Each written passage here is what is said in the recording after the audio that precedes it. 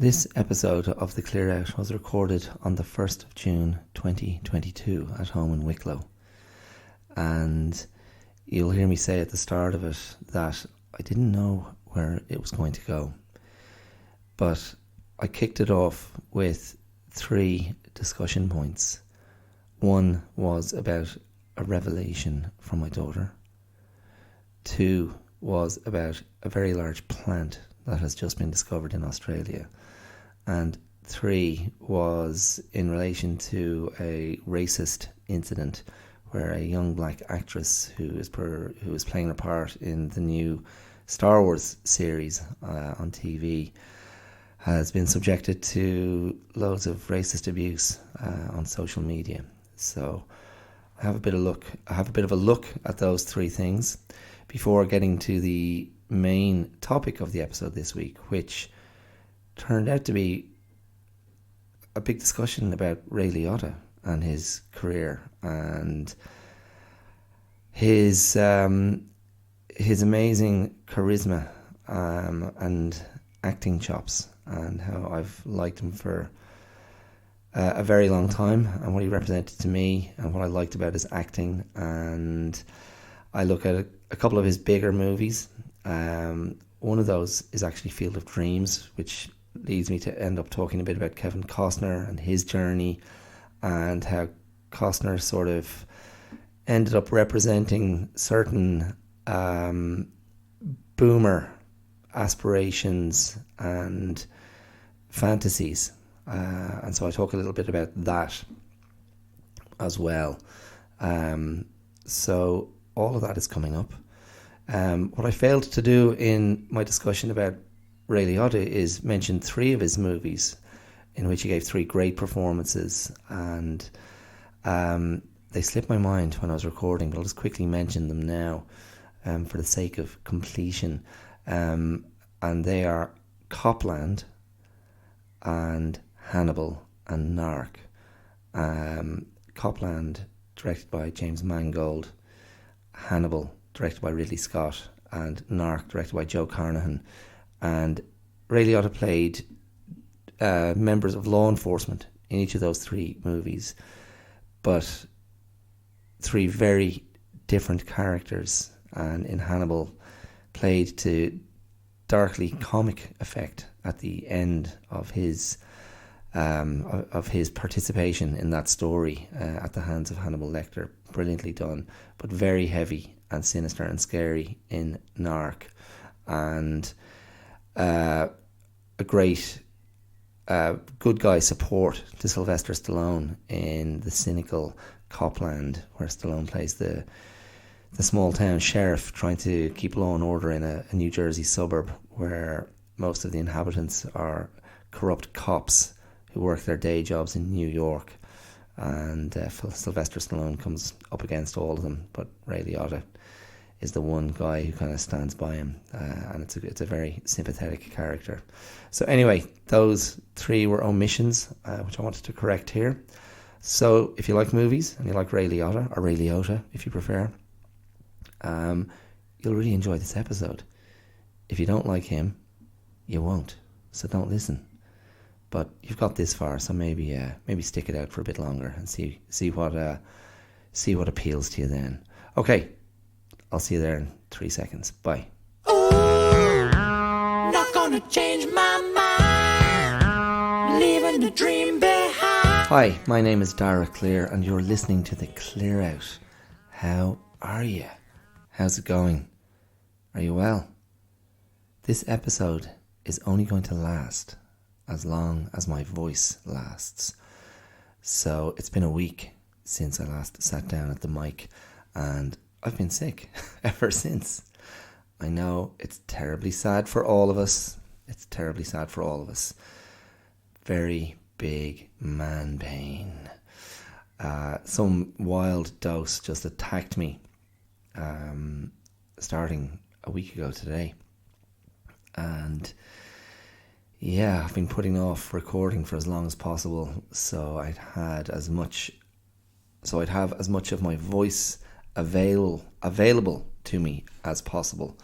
And I'm finding even still that I'm compromised. We've been compromised. Don't speak to anybody. Yeah, I'm compromised in every part of my my speaking apparatus is under pressure. So bear with me. I'll do my best, and hopefully the vocal quality is sufficiently okay that it won't be a distraction. That said, this week's episode is one in which I am setting out on a journey, and I do not know where it's going to lead. So there's a few different things popping around my head. So yes, today's bag is a bit of a potpourri, if you will, a hodgepodge, and I'm not entirely sure where it's going to land ultimately. By the time I've finished, I'll know, and then I will have addressed that and put a bit of shape on it in the prologue. But yes, let's see. Let's just see what happens. Bear with me. June is upon us. It is the 1st of June, and yeah, beautiful morning this morning. My goodness, so lovely. There's so much, as my father would say, abundant growth. The growth is unreal. The combination of a little bit of good weather and rain with the Irish climate. The green is just so vibrant at the moment. And in our own little garden here at #blessed, early in the morning with the sun coming through the trees, coming through the leaves, a bit of morning dew around, some overnight rainfall still sitting on the leaves and occasionally falling in the sunlight. I'm sorry, it was just beautiful. Too beautiful not to stop and take it in. And that's how we roll. That's how we roll here at #blessed. We are appreciative of our blessings, appreciative of what has been laying on for us. And so I felt grateful to be here this morning. Yeah, really, really nice. I'm sitting on a little mug of my own making, not the mug, but the contents. A cinnamon tea. So I'm using a cinnamon tea bag, but there's cinnamon in there, and turmeric, and honey, and fresh pieces of ginger. And that's what I'm hoping is going to sustain this speaking apparatus, this biomechanical equipment, until the end of the episode. Yes. Speaking of sitting on things, we have in our lovely abode one of those little plastic folding stools or folding steps. You know, it's only 8 inches off the floor, if even that, and something you could stand on just to give yourself a bit of a lift, or something you could sit on if you wanted to sit very low to the ground. So it's in my daughter's room, and it is pink with white dots on it. And I was in my daughter's room last night trying to tidy it up and get it ship shape before she went to bed, and I noticed she had written on the white dots one word in each dot. This is a little habit of our daughter's that we can't quite break in her. She has a fondness for writing on things you'd prefer she didn't write on, and sees no problem with it. So, a case in point, my wife found her a very nice map of the world to hang on her wall. A very large white canvas with the world displayed in its conventional northern hemisphere western orientation, with the Americas to the left of the canvas, then the Atlantic Ocean, and then center is Europe sitting on top of Africa before you drift right to Asia, and Australia sits down in that bottom right corner. And all the countries on this map of the world are in various shades of pink and mauve and purple. But not long after it went up on my wall, not long after it went up on my daughter's wall, we came into the room and were horrified to see that she'd put big, thick, navy blue markered love hearts all over Australia. I was like, what the hell? Listen, it's great that you love Australia, but don't write on the bloody map of the world. And she'd still she's got a fine willful streak. So if I raised that now, she'd be annoyed by it. She'd be irritated, be like, just what the hell? What's your problem? In any case, written on these little dots on top of the little folding stool were a number of words, very simply written in my daughter's handwriting. 5 words. Dear God, I love you. And I was like, oh, okay. So I immediately grabbed the stool, brought it down to where my daughter was, and I said, what's the meaning of this? What is the meaning of this? I've told you 1,000,000 times. There's no God. We're atheists in this household. I didn't do that.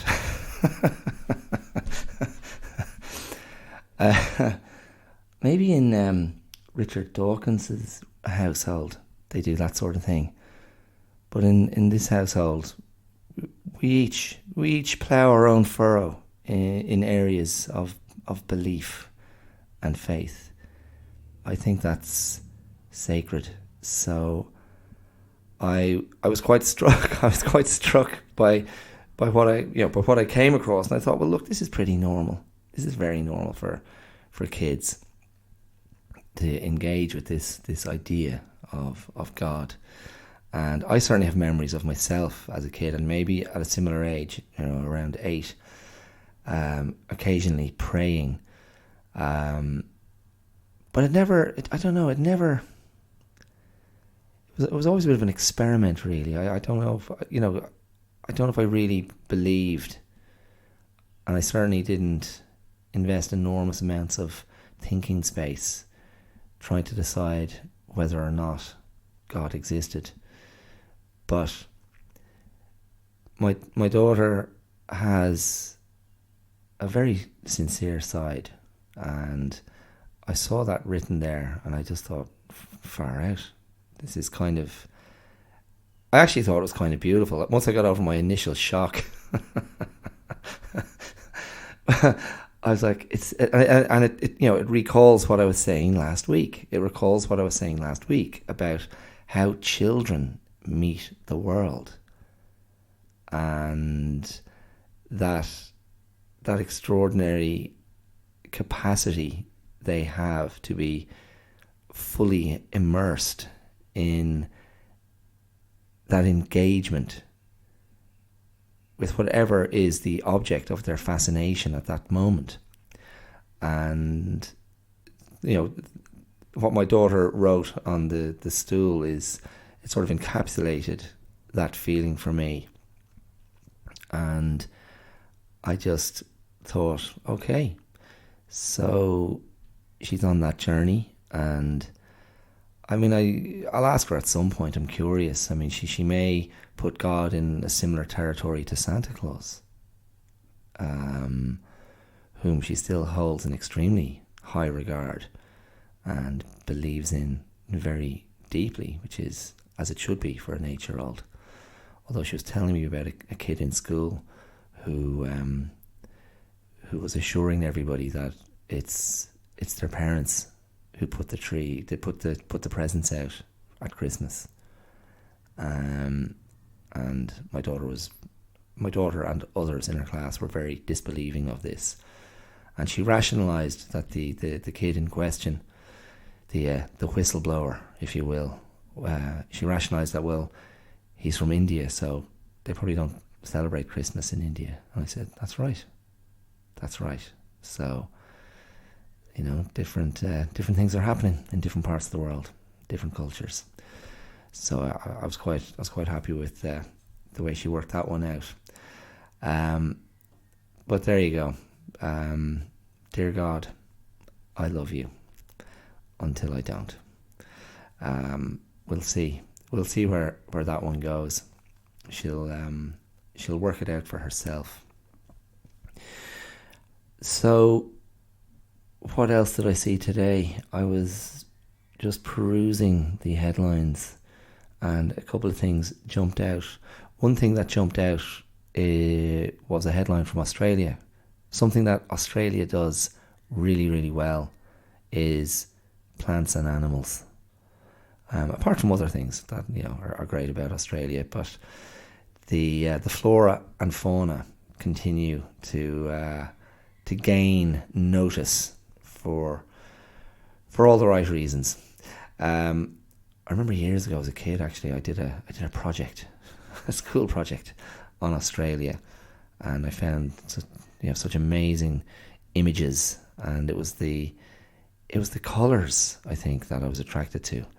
Just the brightness, the brilliance of the colours of the animal life, and the topography, the landscapes, the water, and I think it was that more than anything else that made me feel, my God, Australia is an extraordinary place.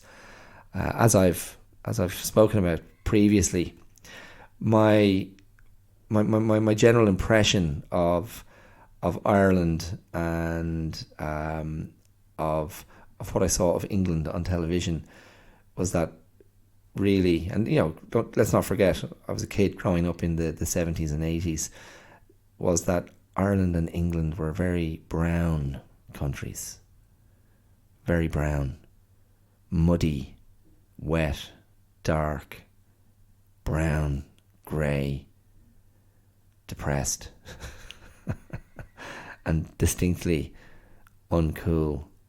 And I wasn't hating on England or Ireland. That was the colour palette, that's all. That was sort of an objective observation. And so places that had bright colours, they reflected a sort of a cultural confidence. And in Australia's case, a confidence born of the natural world, and that country's extraordinary diversity of wildlife and climate and landscape. And at that stage of my life, I would have had no idea about the colonial history and the dark passage of the indigenous eradication, of the sort of eradication, if not genocide, of the indigenous peoples of Australia, Aborigines. So there was no dark cloud hovering over my understanding of Australia and what it was. I'm not even sure at that stage if I realised it had been a penal colony. I don't think I knew any of that stuff. So my project was very limited. It was very limited. So I wasn't winning any prizes for my research skills at that age. But anyway, today I noticed a headline saying that Australia has just discovered it has the largest single plant in the world. And I'm not talking about like a giant fern or rubber plant or aloe vera on the shelf. This is a sea plant that's sitting in the ocean off the west coast of Australia, and it's called I want to say Poseidon, but that's not right. It's Posidion or something like that. The Latin name is like Posidion australis. And I think in English it's known as, I want to say like ribbon wire or something like that. I'm just going to double check that. So ribbonweed or fibre ball weed, and that full Latin name is Posidonia australis, and it's basically seagrass, yeah. And what has been discovered is a seagrass meadow off the west coast of Australia in the ocean there, and what scientists thought were different plants of the same species, 180 kilometers apart, they realized were actually part of the same single plant. So it is absolutely enormous. The size of 20,000 football fields is what I read. And I was thinking, we understand, we hear someone say something like that, we instinctively go, that's really big. But then you don't actually do the visual in your head. But you think about it, standing on a football field. Now, I don't know if they're talking about that. Well, I saw that article in The Guardian, so it's probably a soccer pitch they're talking about. And then you double a soccer pitch. And then you do double that again. And then keep going. And keep going.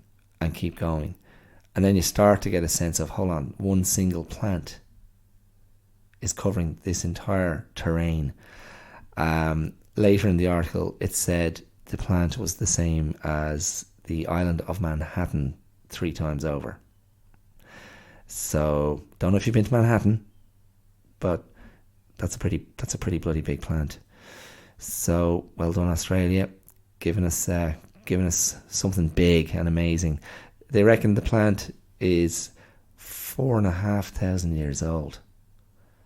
Maybe I'm misunderstanding what I read, but that's what it said. 4,500 years ago is when this plant started growing. So hats off, chapeau to Australia, the Posidonia australis. Congrats. Another thing I spotted on the headlines this morning, and it just jumped out at me because it's been a bit topical for me lately, and some of the things I've been reading and consuming. There's a young black actress on the new a new TV show, a Star Wars spin-off.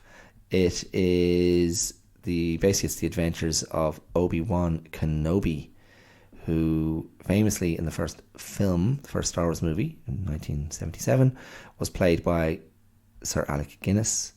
And then when the Star Wars movies were rebooted, Ewan McGregor played the younger Obi-Wan Kenobi, and now he's back. He's back to play Obi-Wan in a series, and there is a young black actress in that series, and the headline that caught my attention was that this black actress was getting tons of racist abuse sent to her on social media. Her name is Moses Ingram, and I haven't seen the show. I have no idea. It seems to be going down very well. I'm not sure I'll bother seek it out. But it's... I mean, I said the other week, I was talking about it, and I said that the mayor of Buffalo had said there's no place for racism in America or in their society, and I was arguing that, look, racism's not going anywhere. It's just become part of. I don't know. I mean, I was kind of questioning my own beliefs. Like, I'm not trying to be cynical about it. I'm certainly not jaded about it. I don't feel blasé about it. But I don't know if I'm shocked by it. You could say you're disappointed. I I don't know, offended, concerned. I mean, they're just such weak, inadequate words. But fundamentally, just go with the very basic facts of the situation. In this case, where simply there's a character in a show on television, and because of her skin color, she gets abused. Now, that to me, where my kind of judgment goes, it kind of goes to the intellectual capacity of the people doing the abusing. I think you must be colossally dense, like extraordinarily anti-biologically moronic, to think that a person's skin color is sufficient reason to vilify them. But then, as I argued a couple of weeks ago, the transmission of hatred seems to be very much out there and easily accessed, and has no problem getting its signal broadcast. And of course, last week's episode was meant to be a counter to all of that sort of. Yeah, it's not feel good stuff. It's not feel good. It's not feel good stuff at all. But there you go. So I don't know. I don't know what my point is. I suppose what I always think of in these situations where you're looking at repeated social failing or a repeated social eruption. That's IRR, not ER. A sundering of social connection, social connectivity, cohesion, civic regard. I just come back and go, who's challenging the thought processes, who's challenging the behavior, and I think, in a way, it's not, education is always a huge part of this. But of course, you're talking about generational attitudes, inherited attitudes, entrenched, embedded attitudes that are normalized and embedded in one's culture, in one's little pocket of broader society, or in one's little pocket of tradition. I don't know. But I suppose what I think, if we put this into a self-defense context, the more you allow someone to hit you, the more they think they're entitled to hit you. The more you allow someone to hit you, the less capable you're going to be of defending yourself, because each subsequent hit is taking away your power. It's weakening you. It's destabilizing you. So one of the most effective self-defense strategies is the instant counterattack, or even better, to counterattack before the other person has attacked you. So you can see they're going to attack you, and you anticipate, and you move before they move. So there are these strategies are laid out in karate and have their own sort of names. I think that one is sen no sen. But yeah, the idea is you strike before you're struck, and you know that attack is coming. So it's not just I'm hitting someone because because it feels good. So I do believe that that's the way to go. I mean, as much as possible, like the more people who just call it out and challenge it, the more likely the more likely there is a chance of change, of reversing the tide, of changing the flow of energy. And in this case, this kind of horrible racist shite is what it is, really. Anyway, so my my sympathies to that actress, who is just, she's just an artist. She's just an actress trying to do her thing. And she has to put up with that crap. Yeah, interesting. And just one other note in that area. I was listening to that. I was listening to Higher Learning, that podcast I mentioned in recent episodes. I was listening to another episode of that where the guys on Higher Learning were talking about the primary school shooting in Texas, in Valverde, and just talking about gun control, the Second Amendment of the Constitution in America, the right to bear arms, the ongoing problematic situation in America with guns, gun violence, mass shootings. There have been, apparently, and again, I got this from the podcast, there have been more mass shootings in America this year than there have been days of the year so far.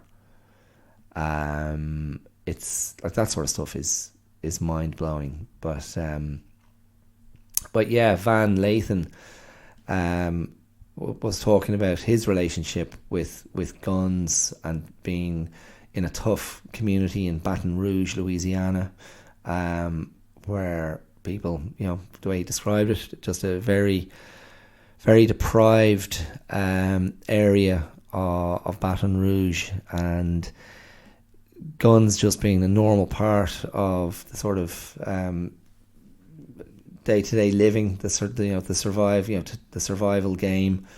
And he spoke very, very eloquently and passionately and movingly about gun violence and how he's been affected by it. And he is a gun owner himself, but in light of recent events, he came to a decision on the show about basically deciding not to keep a gun in his home anymore. He spoke very well, and they had a really interesting guest on who's been advocating for much tighter gun control policy in the States for some time. So again, Higher Learning, go and seek it out if you're interested in this thing at all. I think it's pretty fascinating stuff. Anyway, all of that, I don't know, is that we're about 20 minutes in, are we? All of that was just a bit of preamble, really. Oh my goodness, half an hour. Where does the time go? Do you know, one of the main things I wanted to talk about today was Ray Liotta, the actor. The actor Ray Liotta passed away last week. He died. I haven't followed up the cause of death, but he was only 67. And I saw that headline flash up on my phone.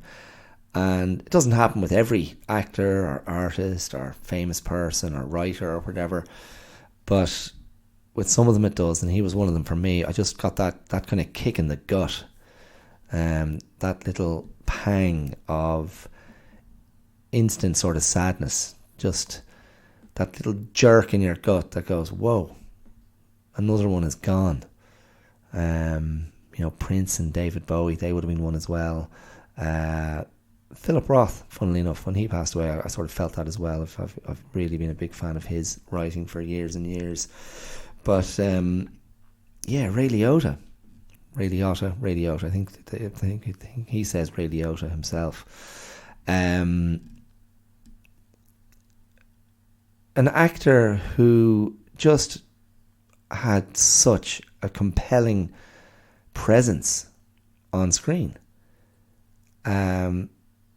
We all watch movies, and we enjoy different actors, and we've all seen thousands of actors in our lifetimes on various shows and movies, and the simple fact is some actors have a more electric presence on screen than others, and I think Ray Liotta was one of those actors.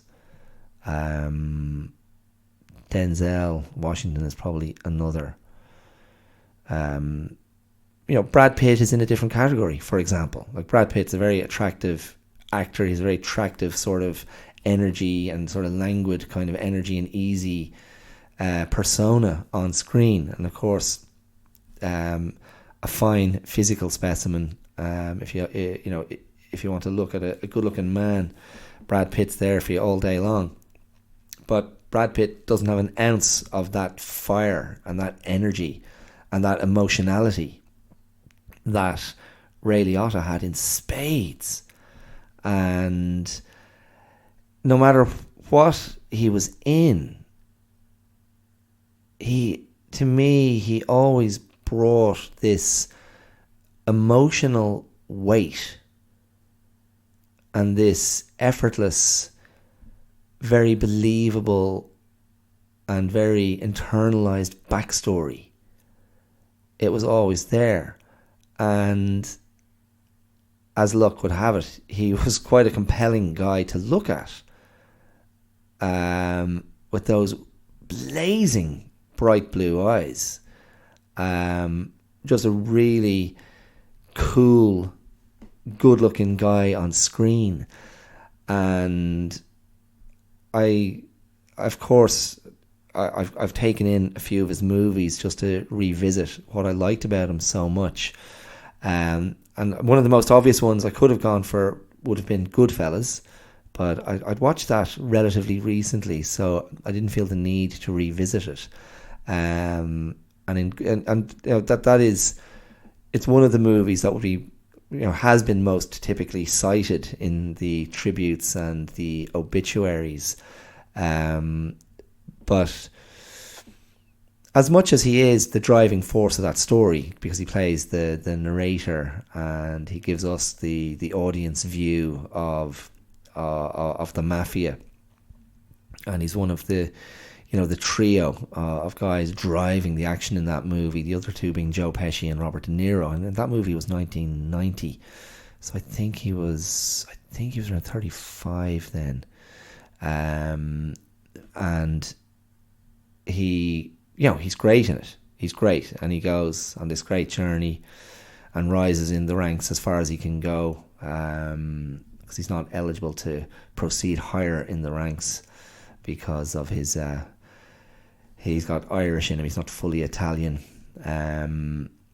but again, what you see in Goodfellas, and it's something I spoke about before in one of my earlier episodes where I talked about learning masculinity from the movies, and there's a type of male character and a type of male actor that I've always been drawn to from a very young age, and it's these guys who have that bruised masculinity. So they're not, like Stallone, Schwarzenegger, the muscle men. They were grand, like they were fine, and I can enjoy those movies, and I did enjoy those movies, and I can revisit them and enjoy them. But they're very sort of one note and much more cartoonish. And that's not to cast aspersions on the acting talents of either Schwarzenegger, and how can I not laugh when I say acting talents and Schwarzenegger together? Like Schwarzenegger was solid as long as you gave him very particular things to do, I think. And Stallone is, I think, a really underrated actor, actually. A really underrated actor. I think he has a lot of good stuff going on. And there's much more intelligence and subtlety in Stallone's acting than you might give him credit for, particularly in the first Rocky movie.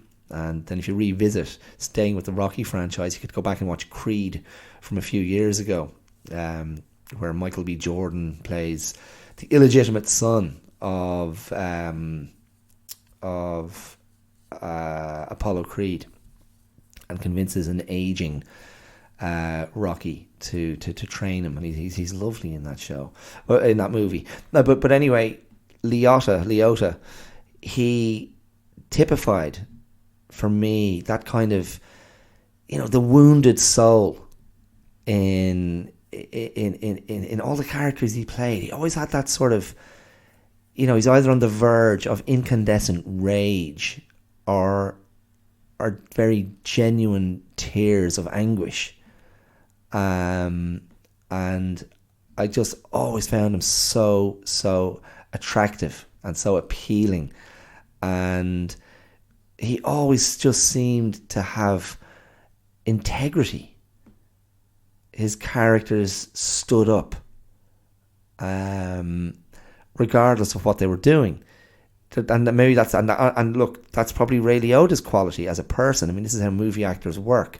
So much of themselves is there on screen. And it's only when you get the extreme method actors like Daniel Day-Lewis, who kind of eradicate every part of themselves before they immerse themselves in the character. Now that brings another level of quality. And I mean, a lot of actors say they're method actors, and then the results don't really take your breath away. Unlike Day-Lewis, who I think he still punches so high. And I hope his alleged retirement is one that gets abandoned and he comes back and does more work, because he's always so good to watch.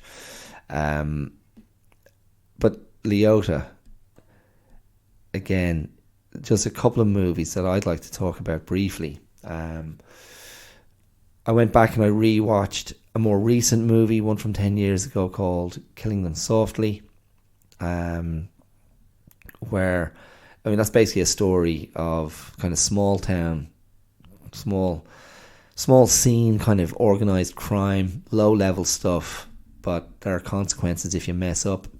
And Ray Liotta runs a card game, and it's ripped off. He runs a card game that's frequented by, gangsters and the underworld, and it's ripped off by a couple of very low level guys, and Ray Liotta has to pay the price. Now, he's not in the movie very long, but he brings a kind of a vulnerability to that character, and he brings character. He's never bland. He was never bland. He always had something going on. And it's worth checking that out. I didn't rewatch it, but I remember being really, really, really fond of his performance in Blow. That must be about 20 years old now or more. Johnny Depp is the main character in that. That's based on it's based on a true story, isn't it? The dude who basically brought Coke to America. And I don't mean Coca-Cola, I mean cocaine. And Ray Liotta played his father in that, and he was such a sympathetic character, because he basically could see what his son was doing, but he never stopped being there for him. He never stopped loving him, and his heart was broken by him. And Ray Liotta can't be that much older than Johnny Depp, really. But he played his dad very convincingly in that. I think that would be one I would say go and check it out, just not for the glorification of cocaine and the 70s and Johnny Depp, but simply for Ray Liotta's performance. What else did I look at? Field of Dreams. There was another one though. Hold on, let me just think for a millisecond. Oh yeah, I know what it was. It was Something Wild. Fascinating. 1986. And Something Wild is typically described as a yuppie nightmare movie. So you think the 80s in America, Reaganomics, and the yuppie era, Gordon Gekko, Greed is Good, the celebration of the accumulation of wealth at whatever cost, the suits, brokers, shysters, and just reveling in power derived from money. And so writers, and that is something I must talk about another time. Writers come up with the stories. Writers see the fault lines, they see the cracks, and it's writers who come up with the stories and go, let's have a look at this.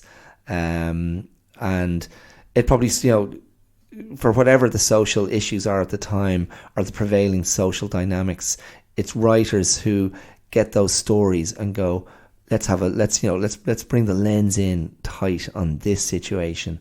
And I suppose in terms of the yuppie nightmare, the yuppie scare, the idea was, of course, with all the wealth being accumulated and the sort of the wealth gap and the social deprivation that was everywhere in poor communities in the States, the fear, of course, was, well, some scary person's going to take all this away from me, take away my perfect life.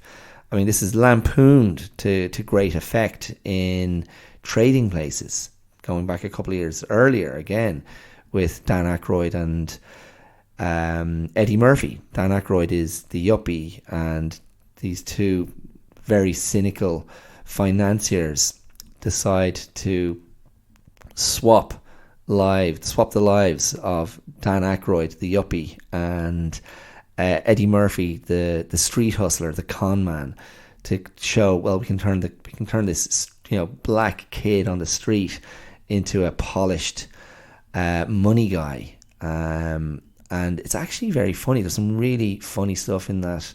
Some very dated stuff as well. Maybe no scene more dated than the impromptu sort of party that Eddie Murphy has in his fancy new house, where Denham Elliott is his butler.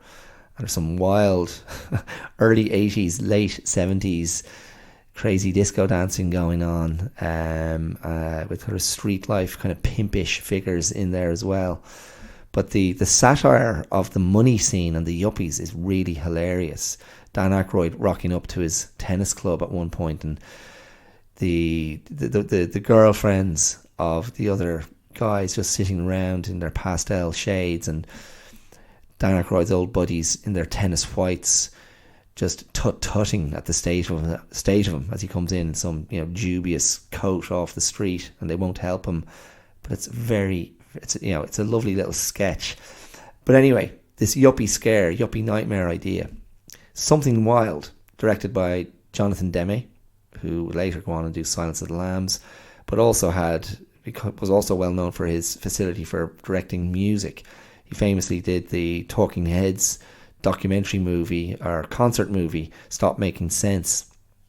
And Something Wild is very simple. Jeff Daniels plays the yuppie character, young yuppie, and Melanie Griffith basically seduces and tricks Jeff Daniels to go on the road with her on this illicit kind of road trip. And yeah, they fall in love, and it's all a bit crazy, and they're kind of doing a bit of role play, and Jeff's pretending to be her husband, and they rock up to a school reunion in her hometown. And then the movie, and that's all fine, it's all good, and Jonathan Demme has a great feel for character. All the little small roles are full of colour and character, and they're entertaining, and it's a little bit wacky and a little bit out there, but it's all good, and you're thinking, yeah, this is all fine. But then at the high school reunion, the movie finds another gear, because that's when Ray Liotta appears as Melanie Griffith's psychopathic ex-husband who's just out of prison, and again blazing with this psychopathic energy. Good looking, aggressive, passive aggressive, charming, dangerous, a little bit unhinged, and looking absolutely fantastic. And that, I think that might have been his first movie actually, and he just kind of took off from there. But he is electric in that movie. And the movie comes to you just think it's going to be this kind of rom-com romp, road trip, kooky, crazy girl, uptight yuppie, finally kind of loosening his collar. And Jeff Daniels is very good in it as well, and he's good at he's good at kind of goofy and gauche, goofy and guileless.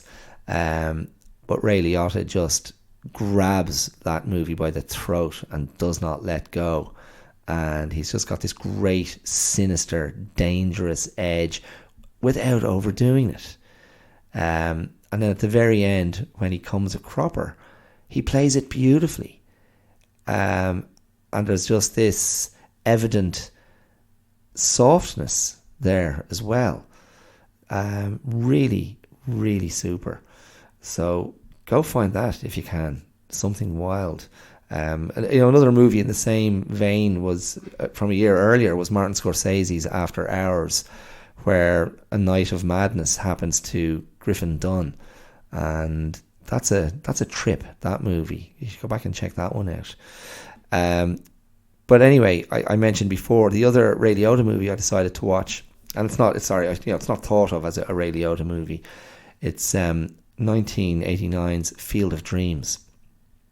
Field of Dreams, which was one of Kevin Costner's big movies. And Kevin Costner's star was just rising and rising at that time. It's a very simple story, and it's a real aw shucks slice of Americana and homespun Norman Rockwell, super saccharine, nostalgic American values, traditional heteronormative white American values, I would say, built around the love of baseball. And very simply, Kevin Costner's character is an Iowa corn farmer who, with his kooky wife, played, in my opinion, in a very irritating, shticky kind of way by Amy Madigan, who is Ed Harris's wife. They decide to kind of go, hey, wouldn't it be fun to have a farm?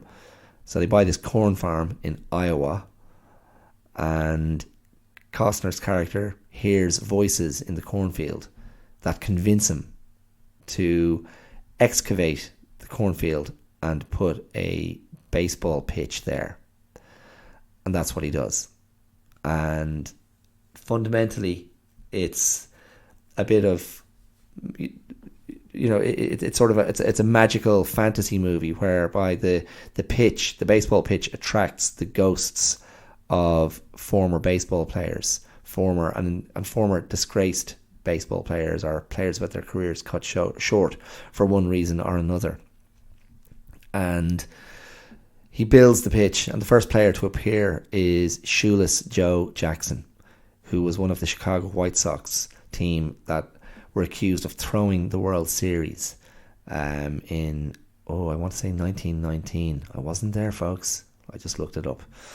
But Shoeless Joe Jackson, he's someone I referred to 9 years ago when I started the blog, because I wrote a post on cheating in sport.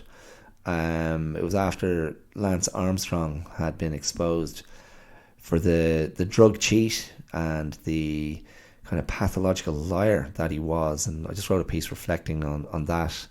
And I was highly critical of his behaviour. But I remember starting the piece with that quote, "Say it ain't so, Joe."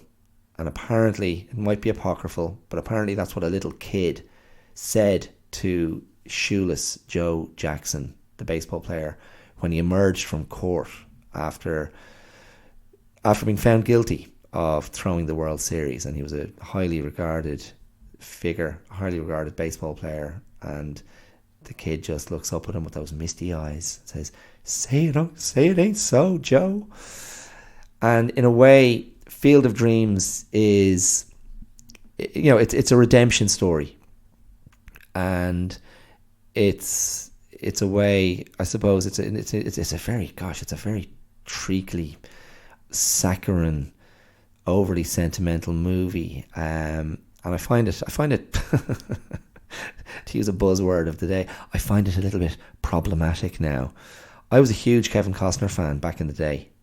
I drank the Kool-Aid as a young film buff. I loved all my old guys. There weren't many 16-year-olds around in 1990 whose most cherished movie poster was a portrait of Humphrey Bogart in his white tuxedo jacket from Casablanca. That was me. Humphrey Bogart, Edward G. Robinson, Spencer Tracy, Jimmy Stewart, Jimmy Cagney, Glenn Ford, all of these guys. These were my guys. And then the actors of my time, who I was watching, of course, I spoke recently enough about Harrison Ford as Han Solo and Indiana Jones. And then as I just was, my kind of adolescent tastes were beginning to change. I definitely jumped on the Kevin Costner train, which was rocketing out of the station. I knew him from Silverado, where he was a great character in Silverado. I was aware that he was one of the cast members of The Big Chill, Lawrence Kasdan's kind of boomer fest with Glenn Close and Kevin Kline and William Hurt, Tom Berenger, Jeff Goldblum, is it Mary Kay Place that's in that as well, and one of the Tillys, I can't remember if it's Meg, I think it's Meg Tilly who's in that, and it's all these old school pals coming back after a friend has died, and they have this kind of funeral, and then a weekend where they hang out together in some lovely house, and there's a relationship between that and Field of Dreams. Not just that Kevin Costner basically was the character who died in The Big Chill, and then he was, so he was cut out of it. It may have just been his body in the corpse, in the coffin, that was cut out of the movie. You never see him, but he was there. Now, Lawrence Kasdan also directed Silverado, so maybe that was the connection. But in any case, Costner, No Way Out was another movie I jumped on, which I thought was fantastic and still stands up very well. It's that thriller, sort of a Washington spy thriller, Gene Hackman and Sean Young, and it's a remake of an old movie called The Big Clock, with Charles Lawton in it as the sort of the baddie in the piece in the original black and white movie. And I know I've mentioned it before on the podcast, but the funny thing, just to mention about the technology journey, which being so central to the plot of The Big Clock and No Way Out, it's all about a portrait, an image of the person, of the character who is supposed to have killed someone, and that person trying to get their hands on that image to make sure it doesn't fall, so to make sure the authorities don't get it and wrongly identify the person as the killer. And in the No Way Out version, it's a photograph. It's a photograph that's going to be faxed through to the office, and Kevin Costner's character has to make sure that fax doesn't get through to the person in question. Again, I think that's 1986, I'm not sure. But in The Big Clock, it was a painting, which is, I think, quite funny. Just in terms of what they had to do to sort of go, okay, well, I can't let that painting be found. Anyway, grand. So, in any case, Field of Dreams, I remember being whatever age I was. I think I would have seen it a year after it was made, probably 1990, and I was fully subscribed. I was like, yeah, Kevin Costner is the man. I was aware he'd been compared to Gary Cooper. He was just seen as representing the old school of American actor, the old school Hollywood iconic screen actor, these men of integrity and solid American values, and easy charm and easy good looks. Nothing fancy, nothing fussy, nothing dangerous, but charming. And I was like, yeah, Kevin Costner's the guy. And so I remember as a 16-year-old loving Field of Dreams and thinking, this is a great, great movie, a great, heartwarming, crowd-pleasing, lovely movie about overcoming regret, about getting a second chance, about believing in magic, about not abandoning that cynical side of yourself. I mean, it's stuff I kind of still believe in now, you know. But I rewatched Field of Dreams over the last week, and it doesn't stand up as well as I'd remembered. And it's Ray Liotta as Shoeless Joe Jackson that actually is. There's not a blemish on that performance. He just holds the screen. He holds the screen, and again, he's just got a little bit of that hint of darkness in him, but then that integrity and the good looks, and he just has this great stillness that bristles with the potential of something else, the potential of an emotional explosion, the potential of danger. And it's there, even though he's playing this great guy, holy, such a key character in the plot. And again, I just say, yeah, go and revisit it just to appreciate him. And again, he doesn't have like a monstrous amount of screen time. I mean, it is the Kevin Costner show. But it's a huge dose of schmaltz. And there's something, and there was, the backlash against Kevin Costner came fairly early. Like, he was only still in his 30s, I think, when he made Dances with Wolves only a year later. And that was, even though that was a great success, his card was marked. He just got a bit, hubris. He kind of went for bigger vanity projects after that. And he eventually returned, I think, and started taking on smaller character roles. And he still has an actor as a quality that I really like. He's just got a bit of grit and something a little bit old school, tough about him that I really like. But in Field of Dreams, there's something about his guilelessness that's just a little bit irritating. And there's no question, and it was just, I couldn't stop thinking it as I watched it the other day. And I mean, I referred to the boomer love-in that the Big Chill is. My God, you've never seen such a baby boomer romantic, expression of yearning than Field of Dreams. I mean, Allen Ginsberg wrote about, having to do your barbaric yawp. Wasn't that Ginsberg? I think it was. Or maybe it was. No, yeah, it was Ginsberg. I'm sure it was.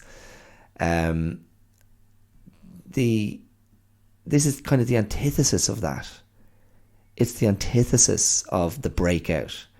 It's the antithesis of the rebellion.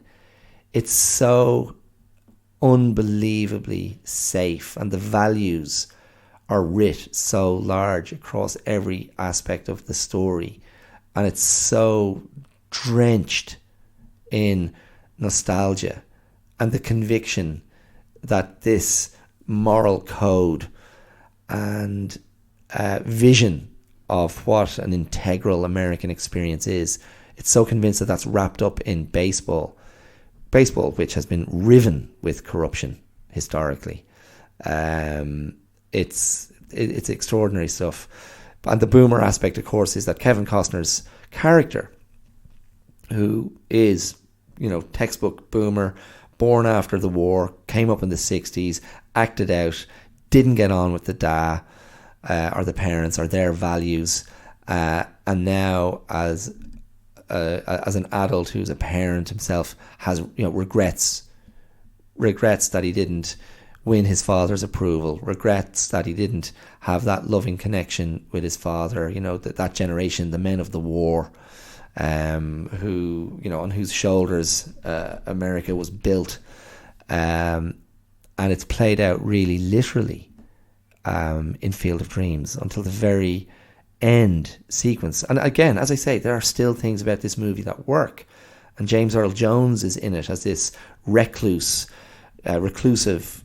writer, a writer who's kind of turned his back on the public, who was a huge figure in the 60s. Now, in the movie, he's a fictional character, but in the original book I read, it was J.D. Salinger, the author of Catcher in the Rye, who was famously became a recluse. And J.D. Salinger was infamously very litigious and threatened to sue the movie if they put him in the movie. So they came up with another character, a fictional one, and that was played by James Earl Jones to great comic effect. And of course, he's got such a great voice, James Earl Jones.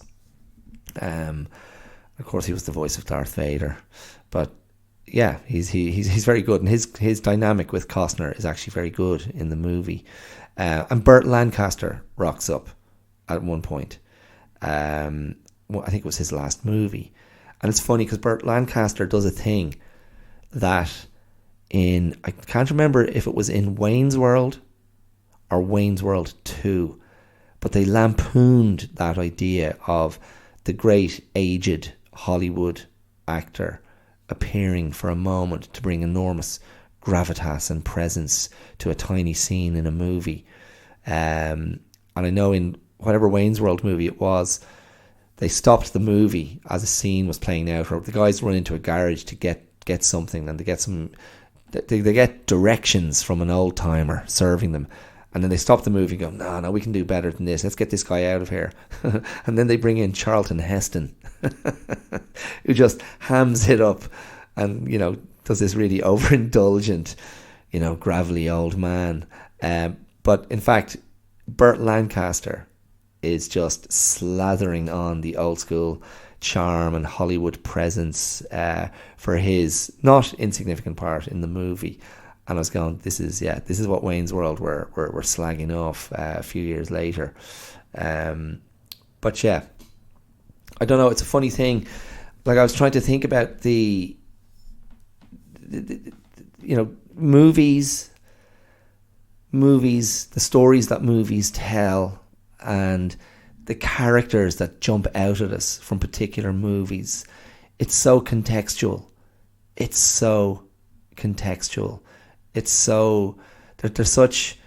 such products of the times that we see them, and how we respond to them depends so much on where we're at in our lives. It depends so much on what the prevailing attitudes and social dynamics and what the cultural backdrop is at the time of their creation and at the time of their being seen. And you know, it's one way that you can sort of assess the value of a movie, is whether it stands up to repeat viewings over the years. And I would never say that Field of Dreams is not a movie worth watching. I think it is, but I think you got to go into it and go, wow, like, this was just this mad nostalgia trip for... Now, the movie was actually based on a book. And I think the book was called Shoeless Joe, and it was written by a Canadian author, W.T. Kinsella. But as Americans like to pronounce it, Kinsella. And Costner's character in the movie is Ray Kinsella. And apparently there was a Kinsella character in J.D. Salinger's Catcher in the Rye. So there's all these little, you know, bits of connectivity there, and not accidental, I can assure you. But as I say, if you want to feel safe and cozy and snuggle up to an idea of mid to late 80s America as being just an incredibly beautiful place to be, full of just lovely, well-intentioned, decent people, where no social issues darken their doorstep, go and watch Field of Dreams. And it's just so extraordinarily explicit.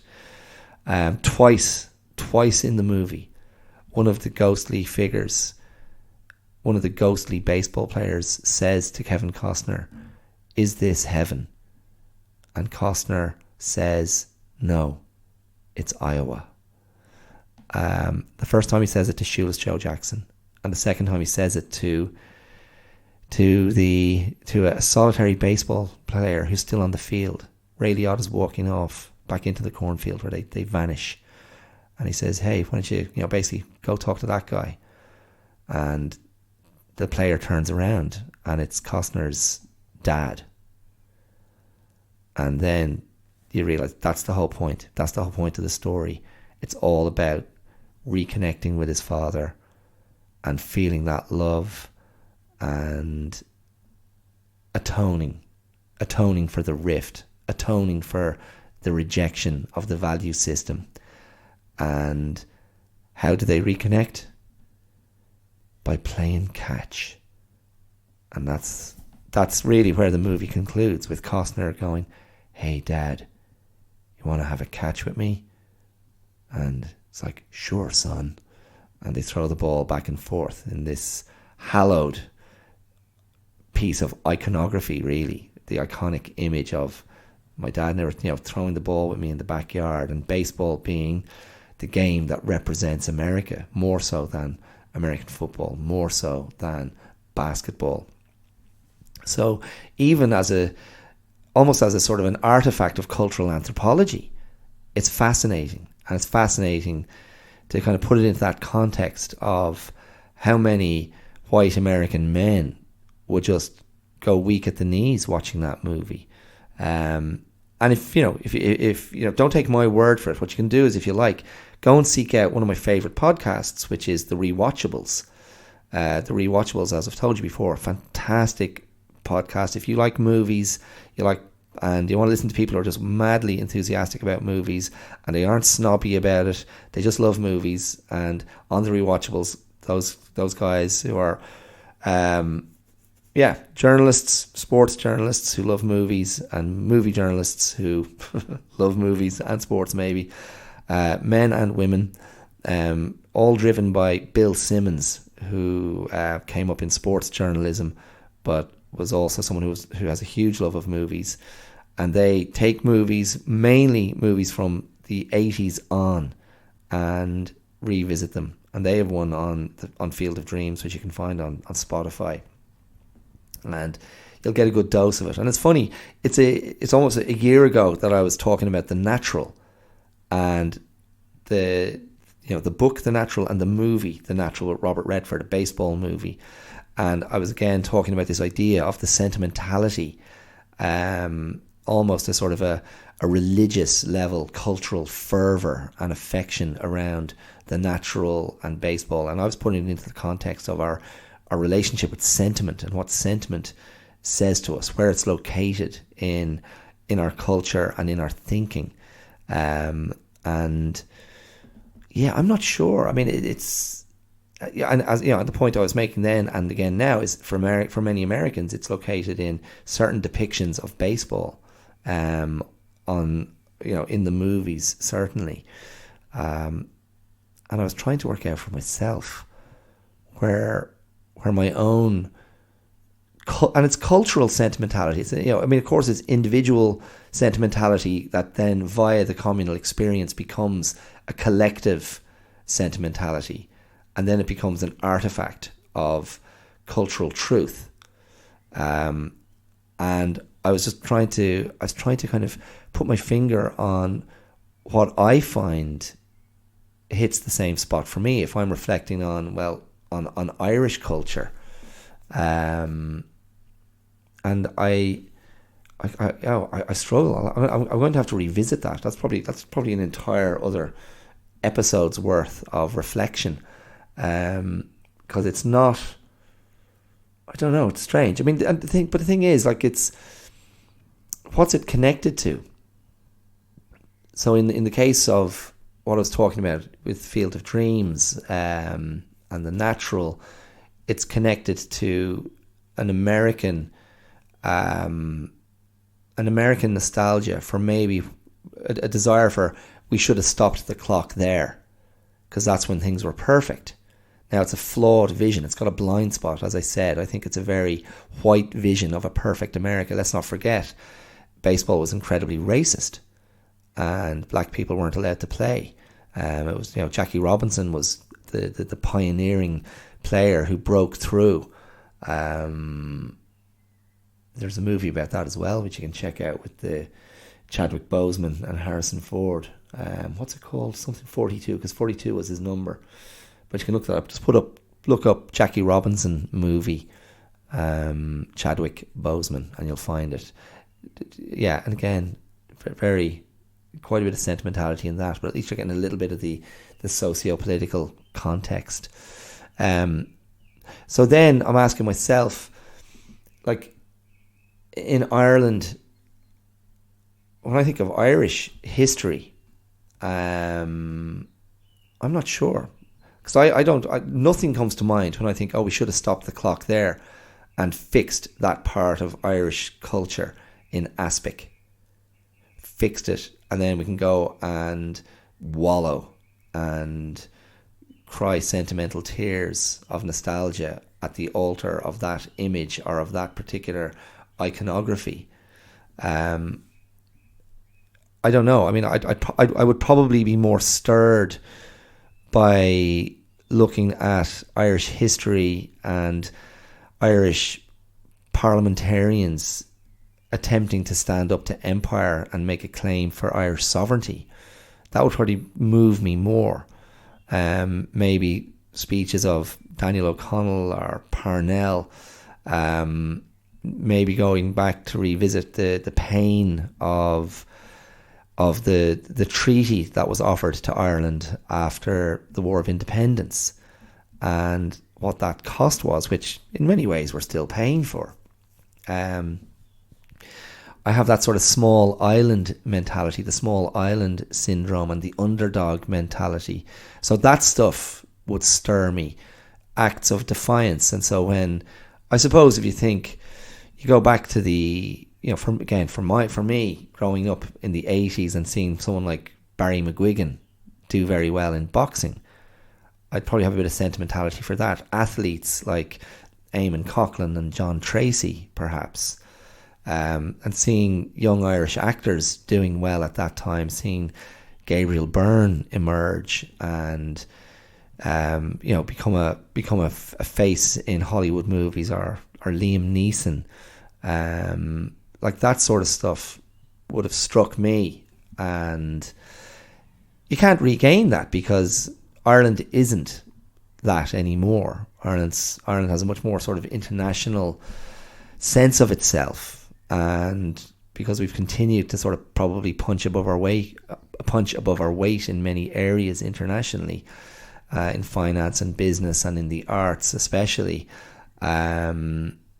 it doesn't have the same resonance. I mean, you'd almost be a little bit blasé about it. You'd be like, of course, that actor or actress has done well, like Saoirse Ronan, for example, who I think is a very special actress. I really, really like her. I find her, well, I mean, I as you've heard me before talk about how I feel about Little Women, Greta Gerwig's movie of the Louisa May Alcott novel. I just think Saoirse Ronan is astonishingly good in that. But she was great in Lady Bird as well. Also Greta Gerwig. There you go. Thanks, Greta. Keep it coming. So I don't know. I don't know where that sentiment would be located. I'll have to come back to that. I'm sure it'll come to me after I finish recording.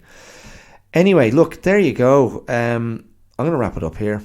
I know there wasn't a particularly taught through line in today's episode, and I'm sorry if you're one of the listeners who doesn't cherish me banging on about movies and actors, but there is something there about the about values, I suppose, about values and about what we project onto characters we see on screen, about values being put up explicitly being far less interesting than what's unsaid and what's internalized and what's hidden. And so as much as I love and as much as I loved and continue to very much like Kevin Costner, he's not that internal. He's a very, here I am kind of guy, which is a very, I guess, middle America sort of vibe. Straightforward, no nonsense. What you see is what you get. But Ray Liotta to me was the far sexier actor, far more mysterious, far cooler, far more dangerous, and far more moving. And I suppose if I go a step further, maybe there's a part of me, and there was a part of me as a kid, and I recognize it now, that Costner was like a heroic type, and he played heroic types. And maybe that was the fantasy, just like Harrison Ford characters. Although Harrison Ford always had that sort of softness in him as well. There was a vulnerability that he was very good at portraying. But nonetheless, very sort of stand-up, straightforward, heroic characters. And you could feel that in their characters. I mean, Harrison Ford probably deviated with Presumed Innocent. Kevin Costner maybe deviated with A Perfect World, and they played with a bit of edginess, a bit of moral murkiness. But ultimately, they were sort of hero figures to me. And, oh yeah, wouldn't that be great if I was that guy? And again, you've got to recall, I'm looking at them as a kid who wanted to be an actor. And, that was the fantasy, to be those kind of stand-up, tough, no-nonsense guys who enjoy the respect of other people and do the right thing. And I probably have a little bit of that sort of righteousness in me. But Ray Liotta's vulnerability and pain and his, as I said, that bruised masculinity, that soulful, searing sort of furnace of anguish that I feel was always in him, that was something that spoke to me at a much deeper level. I couldn't articulate it. I wouldn't have been able to articulate it as a teenager. And in a way, I suppose the fantasy for me was like, wouldn't it be lovely if my sense of anguish and pain and vulnerability looked as cool as Ray Liotta? And I think that was yeah, that was really the thing. Look, there you go. I had another thought there, but it's gone. Oh no, here it is. I know what it is. There's a fantastic interview. I'll throw it. I'll put a link in with the description. There's a really nice interview that Mark Maron did with Ray Liotta about 4 years ago, and he comes across really well, and it's a nice counterpoint to. There was an article on The Guardian last week from Hadley Freeman. Hadley Freeman's an American journalist who writes for The Guardian, and she is great on sort of Hollywood and celebrities and actors. She's a great interviewer, and she's a good writer. And she had a very difficult interview with Ray Liotta a few years ago where he gave her very little, and she wrote an article last week reflecting on that and was very sanguine about it and just accepting, okay, well, it is what it is, and Ray Liotta was just who he was and grand, and there was nothing snarky or nasty. But it was fascinating then to hear Ray Liotta being interviewed by Mark Maron and how much more effusive he was and how much more open and unguarded he seemed and how evidently engaged he was. But I do think Mark Maron is an exceptional interviewer. He has a great way of getting to the truth with people, and he's just naturally very open and empathetic himself. And I think my theory is that celebrities, because he interviews so many like high up celebrities and actors and whatnot, they find it refreshing to kind of be given that opportunity to not just do their general patter, their general shtick. So I'll put that link in, and you can hear that interview on Mark Maron's show, his podcast, WTF, and it's from 4 years ago. So yeah, really, really interesting. Anyway, look, there you go. Sorry, this ended up being much longer than I thought, and my voice has just about lasted. I had to pause a couple of times to cough, but I made it. So thanks for listening. I hope I held your attention. I hope you had a good time. I hope you're one of those people who shared my admiration of Ray Liotta, and I recommend you go and see those movies I referred to in the episode. Okay, you can throw me some love on social media if you like, and thanks to those of you who did that last week after the first birthday episode. Some of you were really generous with your feedback and your supportive comments, and thank you so much. Yeah. Oh, one last thing. No, do you know what? No, I'll do it. My friend Sean Whitehill is a great artist, and he's just launched his website. He's a keen traveller. He travels around the world and spends a lot of time in different places, and when he travels, he likes to draw. And he draws what he calls travel mandalas. These beautiful, beautiful illustrations, these beautiful drawings, these beautiful works of art that are evocative of MC Escher, in my opinion, because of their symmetrical, graphical brilliance. He's just launched his website where you can look at and purchase his artworks. So go and find travelmandalas.com. Travelmandalas.com. I'll tell you what, I'll throw a link in the description as well, because his stuff is worth seeing. Go and check it out. Throw him some love and buy some of his art, because it's brilliant. He's a super talented guy and he's a good friend. And I look forward to what he does next with that. So, Sean, if you're listening, well done. I love your work and I look forward to seeing more. Okay, so yeah, thanks again, everyone. Social media, the Clear Out Podcast on YouTube, Facebook, Instagram, the Clear Out 2, that's the digit 2 on Twitter. And you can email me if you like. Email me some suggestions for what you might like me to talk about, for a topic you'd like to raise, for a movie you'd like to hear discussed. Email me at theclearoutlive@gmail.com. You can support me using the supporter link, which will be there wherever you're listening to the podcast. Or if you want to become a regular contributor to the show and support this independent product that is the Clear Out Podcast, you can do so using the Patreon link. That's patreon.com/theclearout. Some of you have done so, and believe me, I know who you are and I am grateful. So thank you to you. And thank you to you, other people who haven't given me anything. But maybe you've listened once or twice. I do appreciate it. Okay, stay safe out there. Mind yourselves. Go stand in a field and decide whether you want to build a sports ground there instead, to see if some nice figures will emerge from the darkness to make you cry big fat man tears. All the best. Take care. Mind yourselves. Bye.